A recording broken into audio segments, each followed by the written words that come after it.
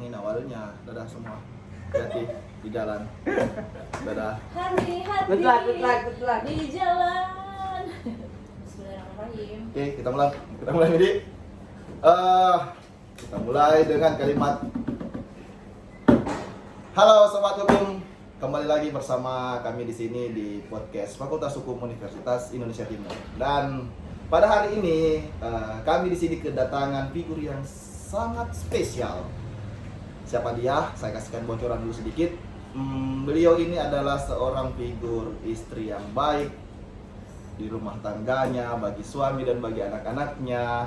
Dan kemudian beliau ini juga ya selain berkarir sebagai wanita seutuhnya, beliau juga adalah penggambaran sosok wanita karir. Karirnya seperti apa? Nanti kita akan gali lebih dalam. Yang jelas beliau ini adalah seorang akademisi di bidang hukum. Bersama saya telah hadir Ibu Dr. Lisa Mary SHMH. Selamat sore Ibu. Selamat sore Pak Ari dan teman-teman podcast yang menyaksikan video hari ini. Bagaimana kabar hari ini Bu? Alhamdulillah sangat baik. Terima kasih. Di luar sana ini teman-teman mungkin telah banyak yang mengenal beliau. Tapi ya dari apapun itu pengetahuan kita tentang beliau, maka hari ini di podcast ini kita akan mengupas suatu tema yang nantinya beliau akan menjelaskan berbagai gambaran terkait dengan tema tersebut. Jadi Ibu Dokter, tema hari ini adalah kita akan berbicara tentang perempuan dalam perspektif perlindungan dan dalam perspektif hukum, khususnya dalam konteks Undang-Undang Dasar 1945. Nah, sekarang kan Bu Dokter, kalau kita berbicara tentang perempuan ini kan fenomenanya sangat banyak. Ada yang mengangkat isu tentang kesetaraan gender lah, kemudian emansipasi, dan yang paling urgent adalah banyak fenomena yang mengatakan posisi perempuan selalu menjadi warga negara nomor 2. Seolah-olah negara ini kurang memperdulikan keberadaan perempuan baik sebagai sosok manusia maupun sebagai insan di dunia akademis dan politik. Nah, untuk pertama, Bu Dokter, saya ingin bertanya kepada Ibu Dokter ini terkait dengan tema kali ini, bahwa bagaimana sih gambaran tentang konteks perempuan itu dalam Undang-Undang Dasar 1945 kita ini? Baik, saya mulai dulu dengan penggambaran awal dari Bapak dosen Ari Wirawan ini terlalu over dari perilaku yang saya lakukan. Jadi saya sebenarnya agak malu. Ini justru saya informasi ini bocoran dari apa yang saya tahu dari publik. Tapi itu kan eksternal, jadi mungkin tidak terlalu menggambarkan saya pada dasarnya. Karena pada dasarnya saya masih manusia, jadi ada banyak segi yang masih lemah. Dan terkait dengan saya sebagai warga negara, saya juga masih warga negara yang selalu mencari cara untuk tetap taat hukum, tetapi juga tetap bisa bekerja dengan disiplin yang saya gelutin tanpa mengabaikan keluarga. Mungkin konteksnya hanya di situ. Tapi apakah itu sempurna sebagai makhluk? Mungkin tidak. Perspektif orang mungkin karena melihat eksternal. Yang kedua, hari ini masalah pembahasan terkait konteks perempuan. Perempuan itu memang masuk dalam konvensi internasional, itu dimasukkan dalam konteks konvensi terkait hak asasi manusia. Dia vulnerable, artinya masuk kategori rentan karena perempuan ini masuk dalam kategori kelompok, selain perempuan biasanya masuk dalam kategori rentan bersama kelompok minoritas, kelompok anak, kelompok pengungsi, serta kelompok rentan lain. Artinya bukan hanya di Indonesia, perempuan itu secara perspektif gender mengalami kerentanan bisa dari keluarganya, bisa dari lingkungannya, dalam pola hubungan sosial, dan dalam perspektif pandangan masyarakat, bahkan internalisasi dirinya. Seperti itu. Biasa dia merasa lemah sendiri dari internalnya dia, bukan karena orang lain.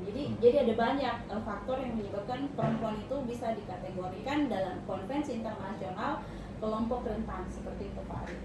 Nah, menarik sekali sini saya menangkap satu kata yaitu rentan. Nah, boleh dong Bu Dokter, kalau saya sebagai laki-laki juga ini ingin membahas sedikit dengan konteks rentan yang dimaksud, karena begini, pada dasarnya sepengetahuan umum bahwa ya selalu laki-laki yang salah dan selalu perempuan yang benar. Nah, konteks ini kan sebagai laki-laki saya merasa wah, sisi rentan perempuan itu seperti apa sih Kak, sehingga selalu dikatakan bahwa perempuan adalah makhluk yang lemah. Kan pada dasarnya juga kita bisa berbicara tentang ya laki-laki lemah juga bisa diterima oleh publik. Nah, rentan seperti apa ini yang dimaksudkan Bu Dokter? Pertama mungkin seperti ini ya, kalau kita melihat masyarakat Indonesia, maka kita akan melihat masyarakat Indonesia itu kan sistem kekerabatannya sangat dekat. Jadi pandangan seorang individu itu bisa saja hasil internalisasi dia, bisa saja karena hasil pendapat dari orang lain, yaitu masyarakat atau orang terdekat atau kerabatnya. Tapi apakah laki-laki sebagai makhluk di samping perempuan tidak mengalami kerentanan? Itu mungkin karena perspektif perempuan di Indonesia. Kalau secara kultural, maka kita melihat secara kultural dan sosiologisnya itu memang sistem patriarki yang menyebabkan yang berhak berpendapat adalah kaum laki-laki. Jadi kita tidak menyoroti vulnerable-nya laki-laki atau kerentanannya laki-laki. Yang kita perspektif terkait diskriminasi yang paling sering rentan atau fragile atau gampang terganggu itu adalah perempuan. Karena sebenarnya kalau berbicara hak-hak perempuan secara internasional yang harus dipahami itu kan ada hak politik. Di Indonesia sendiri itu hak politik perempuan di tahun 2008 itu sudah mulai diminta 30% dari kuota legislatif atau anggota legislatif. Keterwakilan 30% itu pun susah dicapai. Itu dari segi politik.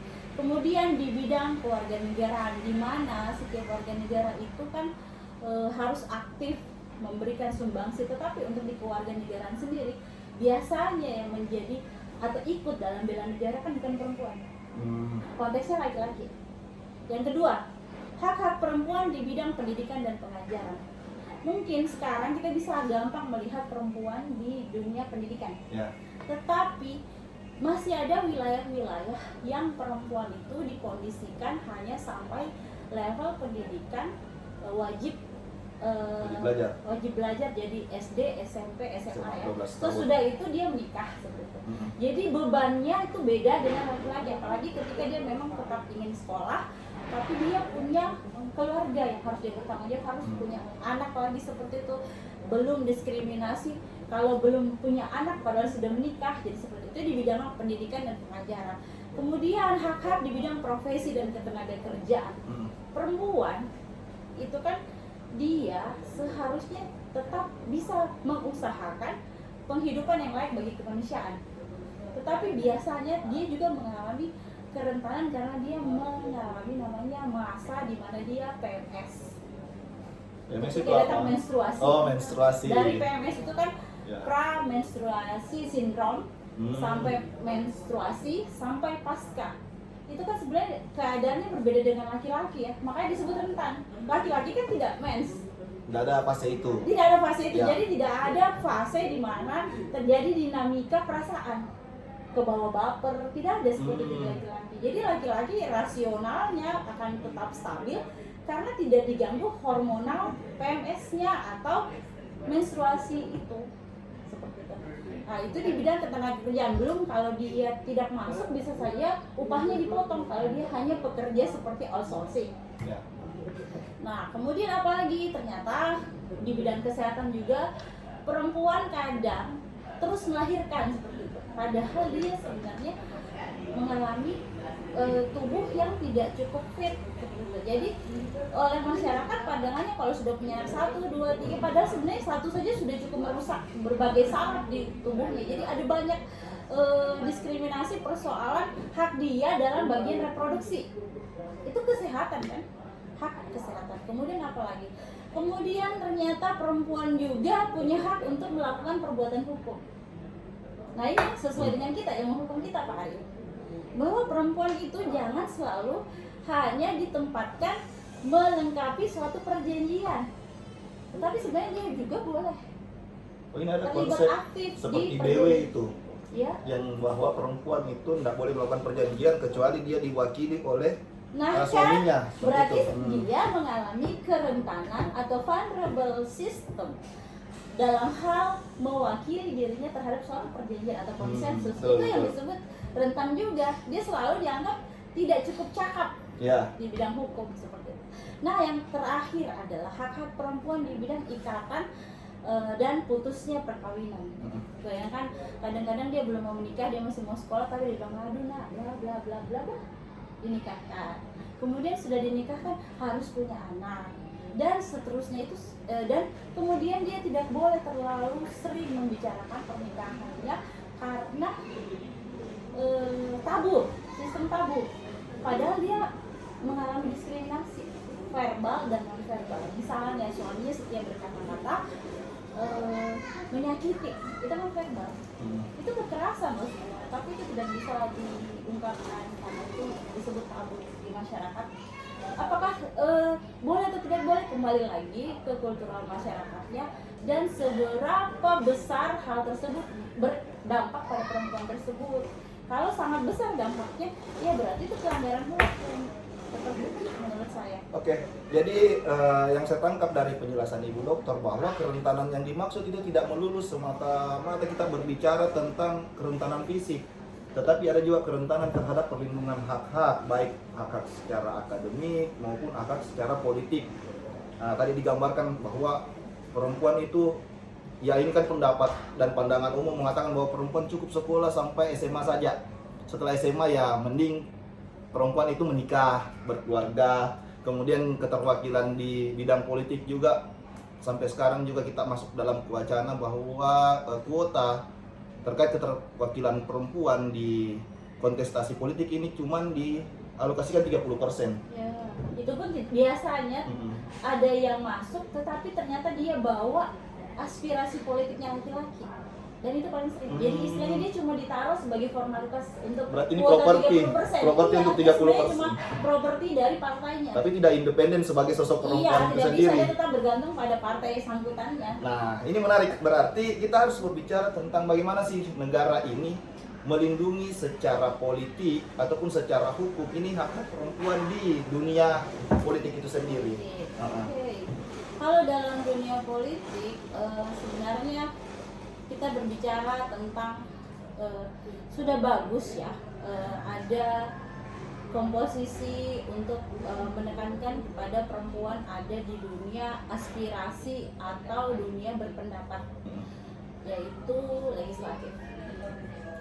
Cuman kalau kapasitas perempuan tersebut tidak sesuai dengan konteks, hanya bawa formalitas karena kuota atau kepentingan partainya, yang terjadi dia adalah boneka yang menjalankan amanat partainya. Sementara yang kita ketahui ketika kita belajar politik, kita belajar ilmu hukum, setiap orang yang masuk di legislatif atau anggota legislatif itu dia akan berwacana mewakili atau representasi dari konstituen. Konstituen ini adalah rakyat yang dia wakilin.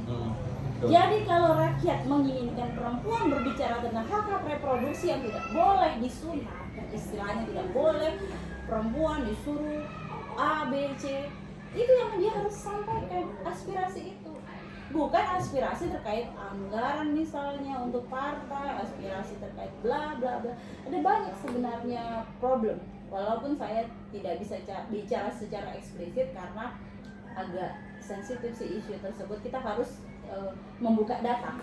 Ya, Kalau kita bicara bukan berdasarkan ya, data empiris betul. itu kan membuat orang marah. Ya, Kalau apalagi kan ini bicara asal ya. kita kan sudah lihat bahwa ini keterwakilan perempuan kan sudah banyak apalagi di DPR. Mungkin anggota DPR sekarang mungkin sudah ada beberapa yang perempuan, bahkan kan banyak politisi-politisi muda itu justru muncul dari perempuan-perempuan muda ini. Nah, jangan sampai kita tidak berbicara data tersebut. Karena bukan pelaku aktif, Ya. kami berdua ini cuma akademisi.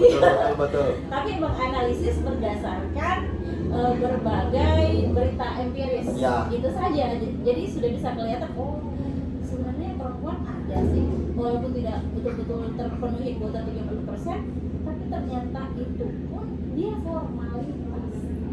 Karena ternyata dia tidak menjalankan tupoksi seperti harusnya keberadaan dia di situ. Minimal mengusahakan 7 hak yang harusnya diberikan dengan baik di setiap, misalnya kalau dia anggota legislatif di daerah, berarti di wilayah daerah tempat dia yang dia wakil atau representasinya dia. Dan bahkan mungkin dari penjelasannya Ibu Dokter bahwa perempuan-perempuan ini justru dimanfaatkan untuk mengais suara. Seperti itu. Dilemanya kan seperti itu. Oke, berkaitan lagi nih untuk Bu Dokter bahwa fenomena secara umum seperti itu, tapi bagaimana gambaran negara seharusnya untuk melindungi hak-hak tersebut menurut Ibu Dokter? Kan sebenarnya begini, negara itu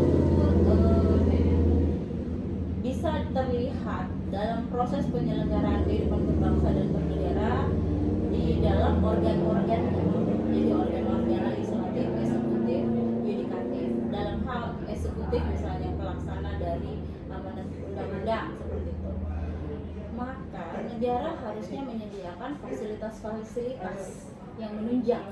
Jadi misalnya terkait dengan hak di bidang kesehatan, Ya. maka di situ harus disediakan infrastruktur kesehatan yang membuat kaum perempuan itu di berbagai tempat secara fisikal tidak akan merasa terganggu ketika dia misalnya harus menyusui seperti itu. Oh, ada ruang menyusui dan ruang menyusuinya tidak eksklusif ditutup begitu. Ada jam-jam tertentu baru dibuka. Itu kan artinya ada itu infrastruktur, tapi infrastruktur itu tidak bisa diakses pada jam-jam tertentu. Terus bilangnya ada fasilitas menyusui, tetapi ditempatkan di tempat yang ramai, jauh dan sunyi. Oh, justru terbaliknya di sunyi. Iya. Justru menimbulkan ketakutan mungkin. Iya, jadi Betul. para ibu bilang daripada saya jauh ke sana, padahal di situ sudah disediakan misalnya tempat cuci tangan untuk sanitasi kebersihan, kan dia mau menyentuh anak bayinya dengan dirinya dan itu tidak boleh terkontaminasi misalnya kan. Terus yang kedua misalnya ketika dia dalam sistem hak ketenaga kerjaan, ketika dia mengalami rasa kurang enak selama fase PMS dan menstrual itu, dari sistem ketenaga kerjaan yang diakomodir oleh negara melalui institusi pelaksana misalnya Kementerian Tenaga Kerja itu menyediakan aturan-aturan yang tidak jelimet atau tidak susah tapi mudah dimengerti oleh stakeholder yang melaksanakan. Jadi kalau ada pekerja yang haid boleh saja dia istirahat atau bahkan bisa cuti. Terus kalau ada lagi kata-kata tapi itu kan justru merugikan. Nah sekarang apa yang bisa dipikirkan oleh anggota legislatif yang diwakili oleh kuota 30% yang dari perempuan itu untuk hak-hak perempuan ke level bawahnya seperti itu. Ya itu yang disebut dengan kuota itu 30% itu yang untuk mewakili hak perempuan di 7 wilayah tadi yang saya sebutkan. Ya. Kalau begitu saya potong dulu Kak, karena kameranya agak bermasalah. Ya silakan. Nanti disambung lagi di. Iya. Saya potong dulu Kak, saya cek dulu. Iya. Ada apa ini gerangan? Nanti Kayaknya tinggal jauh. disambung. Dia apa? Habis mungkin? Baterai lemah. Oh. Oh, masih nyambung jika 19 menit. Oke. Bisa langsung saya di terima kasih. Iya. Lanjut nih, saya biar besok. Masih kan? Masih Kanda.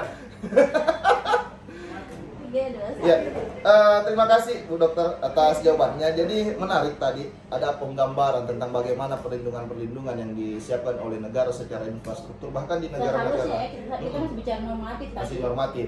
Bahkan di beberapa negara maju itu ada fasilitas seperti kendaraan yang khusus untuk angkutan umum perempuan misalnya. Nah ini kan memang wujud dari bagaimana dunia secara global itu menyiapkan perlindungan yang superior untuk para perempuan ini. Nah ada yang menarik ini, Bu Dokter, bahwa kita kadang terkekang dengan pendapat-pendapat masa lalu dari orang-orang tua kita dulu bahwa perempuan itu tidak usah kerja, perempuan itu tidak perlu masuk ke dalam dunia kerja karena dalam dunia kerja itu adalah peruntukannya laki-laki. Bahkan orang-orang tua dulu menganggap bahwa kalau perempuan sudah tahu masak, sudah tahu mencuci, ya mending mereka menikah saja dan menjadi ibu rumah tangga. Nah, bagaimana tanggapan Ibu Dokter selaku seorang akademisi di bidang hukum memandang fenomena seperti ini, perempuan dan dunia kerjanya? Baik, karena saya juga seorang ibu dan saya juga akademisi yang biasa saja sebenarnya. Jadi sebenarnya perempuan itu harus bahagia. Bahagia dalam artian dia bisa bekerja multitasking di bidang karirnya, di bidang kesehatannya, dan di bidang sosialnya, termasuk domestiknya, kehidupan domestiknya, asal dia bahagia. Bagaimana mengantisipasi kebahagiaan? Negara ada peran apa di situ? Pertama, negara harus menyediakan infrastruktur, itu normatif. Tetapi pada dasarnya yang paling mempengaruhi perempuan itu bukan negara, kehidupan sosial kultural sebenarnya. Ya itu. Nah, sosial kultural yang dikonstruksi lebih patriarki inilah yang seharusnya dinamis, tidak sangat kaku. Karena mungkin dulu seperti itu patternnya, polanya seperti itu boleh. Tapi makin kesini kan kita makin dapat pengetahuan, makin dinamis dan makin komprehensif cara berpikirnya. Jadi karena kalau komprehensif cara berpikir, maka dia tidak boleh normatif. Perempuan hanya boleh masak, hanya boleh di rumah, hanya boleh ngurus. Tetapi kalau bisa sih dia balance atau seimbang. Dia bisa baik kepada keluarganya dan dia bisa berguna untuk masyarakatnya. Gimana? Makanya didiklah anak-anakmu sesuai zamannya itu. Katanya dalam agama Imam Ali, Nabi bilangnya seperti itu kan. Maka kemudian tidak boleh pola rigid atau kaku itu diterapkan kepada anak-anak milenial nanti, apalagi perempuan. Dia harus bahagia untuk membuat masyarakatnya bahagia. Berarti justru perempuan ini harus membangun kompetensi diri Lah, di kan dunia dulu karir. ada jargon yang mengatakan perempuan tiang tiara. Itu dulu loh. Apa sekarang masih berlaku? Jelas masih berlaku. Karena madrasah pertama, sekolah pertama itu adalah ibu kan. Ya. Kalau ibunya didik baik, anaknya pasti baik. Dan anak ini bermanfaat, entah anaknya itu perempuan, laki-laki, kan seperti itu. Jadi menurut saya seperti itu. Nanti negara yang persoalan infrastruktur yang lebih besar dan menyediakan kenyamanan ketika perempuan ada di sektor kerja, pendidikan, dan politik. Oke. Terima kasih Bu Dokter. Jadi ini menyerempet sedikit terkait dengan tadi kita sudah bahas masalah perempuan dalam dunia akademis dan politik. Nah sekarang kalau kita masuk ke dalam fenomena hukum, bahwa masyarakat masih menganggap perempuan ini adalah sosok yang paling rentan menjadi korban tindak kejahatan. Nah, berbagai contoh kejahatan misalnya kekerasan dalam rumah tangga, korban begal, kemudian persekusi dan kejahatan-kejahatan lainnya lah. Nah, menurut Ibu Dokter selaku perempuan, bahwa apa sih sebenarnya yang harus dipersiapkan oleh seorang perempuan untuk terhindar dari fenomena kejahatan seperti itu? Seorang perempuan tentu saja, kalau yang pertama perempuan yang hidup di Indonesia, kita bicara kondisi paling lokal di Makassar.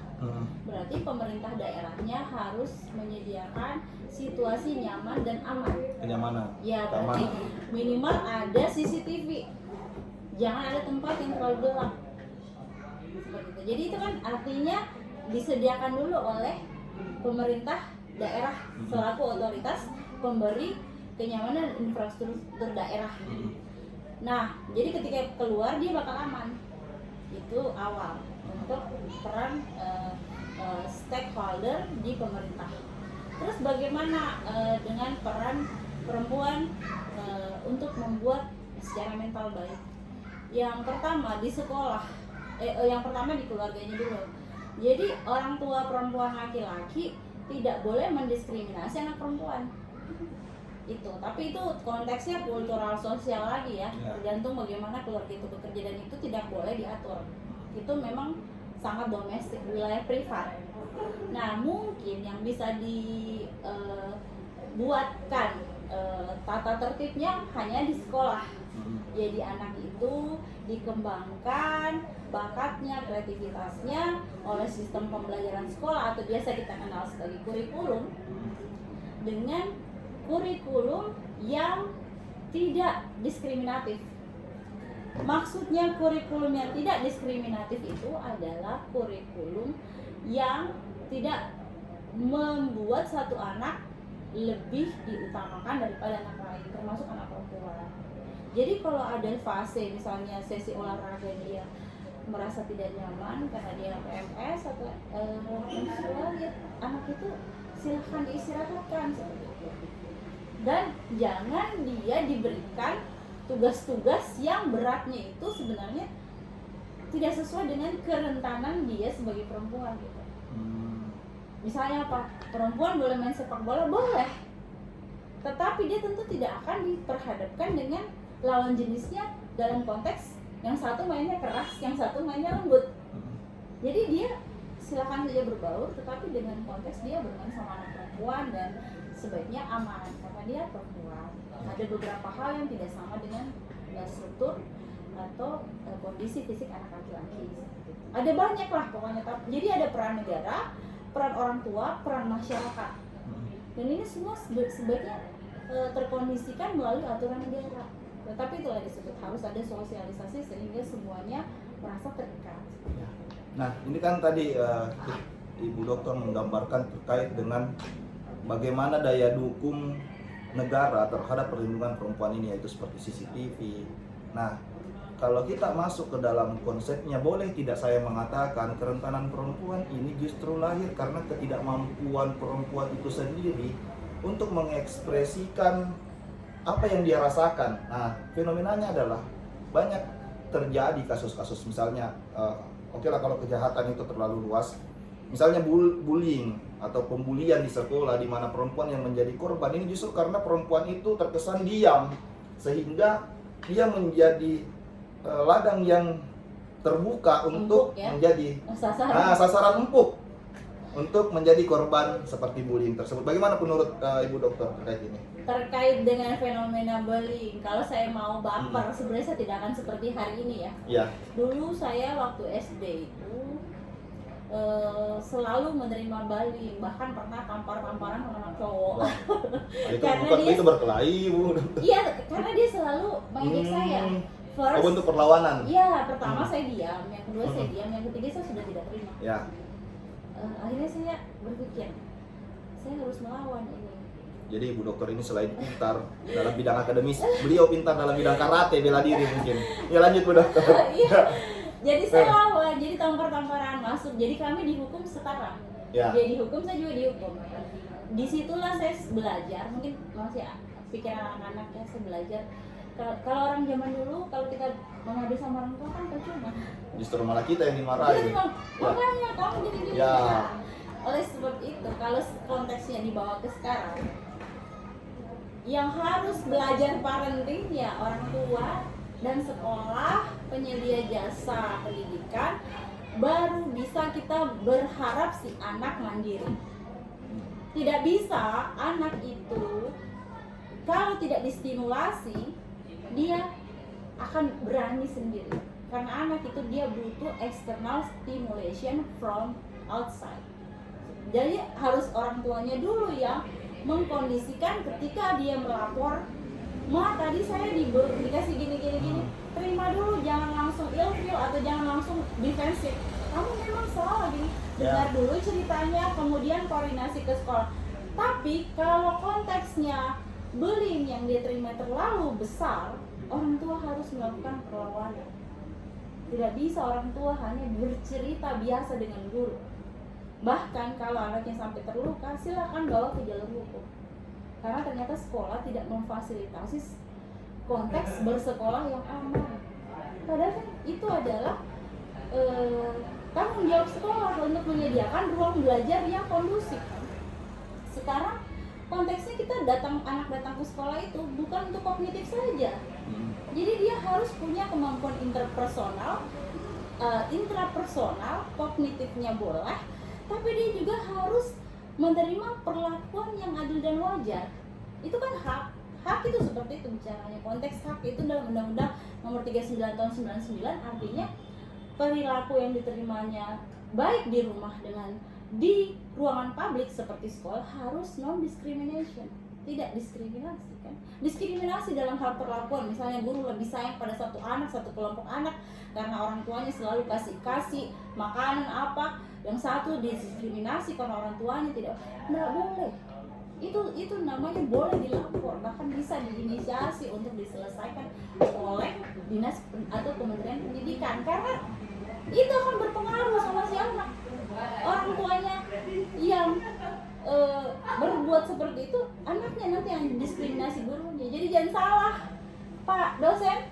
Ya. Tidak semuanya itu anak yang saling bullying atau saling mendiskriminasi, tapi kadang-kadang guru juga lewat perlakuan. Jadi konteks ini sensitif sebenarnya. Jadi fondasinya adalah bagaimana mindset yang tertanam dalam otak si anak itu sendiri. Si anak, stakeholder, sekolah, orang tua. Semua ini bekerja sama. Mulai membangun mindset yang diberikan. Apalagi kalau dia ada di bawah kementerian. Jadi kementeriannya harus dalam posisi mengawasi. Karena ada undang-undangnya, ada aturan hukumnya. Kita kan orang hukum, jadi luar biasa sekali. Ilmu hukum itu diterapkan tidak hanya normatif. Nah makanya tadi saya sampaikan di awal bahwa beliau ini sebenarnya paket komplit dalam materi ini. Ya sudah beliau perempuan, ya sudah beliau adalah ibu rumah tangga, beliau pernah menjadi anak, bahkan pernah merasakan pengalaman-pengalaman tertentu untuk diceritakan. Kemudian dijadikan dasar pembelajaran bahwa seorang anak yang menjadi korban itu seharusnya seperti ini. Nah makanya seperti itu tadi Bu Dokter sempat menolak, tapi Bu Dokter sendiri yang membuktikan bahwa paket komplit itu terlihat nyata dari penjelasan-penjelasan yang diberikan oleh Ibu Dokter. Jadi menarik pembicaraan kita pada hari ini, cuman karena kita keterbatasan waktu, mungkin ke depan kita akan sambung lagi Bu Dokter terkait dengan perempuan ini, karena ya perspektif fenomena perempuan ini kan sangat luas. Terkait juga nanti ke depan mungkin kita akan bicarakan bagaimana sih perspektif perempuan dalam konsep kepemimpinan di Indonesia, mungkin dalam segi politiknya, pengaruh dalam rumah tangganya, tapi mungkin di part kedua itu ya menjadi, makanya tunggu dan nantikan terus podcast kami. Dan terakhir Bu Dokter, mungkin statement penutup, kira-kira apa sih pesan untuk Ibu Dokter terkait dengan perlindungan perempuan ini?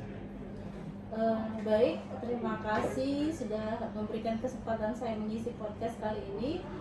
Sehubungan dengan perempuan, perlindungan perempuan sama saja sebenarnya. Ketika kita berbicara warga negara, kita tidak boleh mengklasifikasi lebih kepada perempuan atau anak, tetapi bisa juga laki-laki. Tetapi pembahasannya kan lebih ke konteks perempuan sebagai golongan yang vulnerable atau rentan.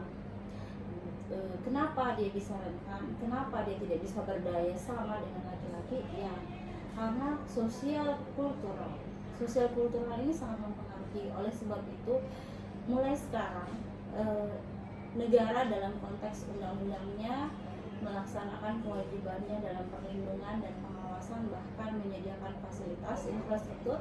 Tetapi orang-orang seperti keluarga, lingkungan masyarakat, dan lingkungan sekolah itu juga selalu harus mengambil peran agar anak-anak perempuan kita ketika tumbuh menjadi perempuan dewasa, dia bisa kuat menghadapi tantangan zaman.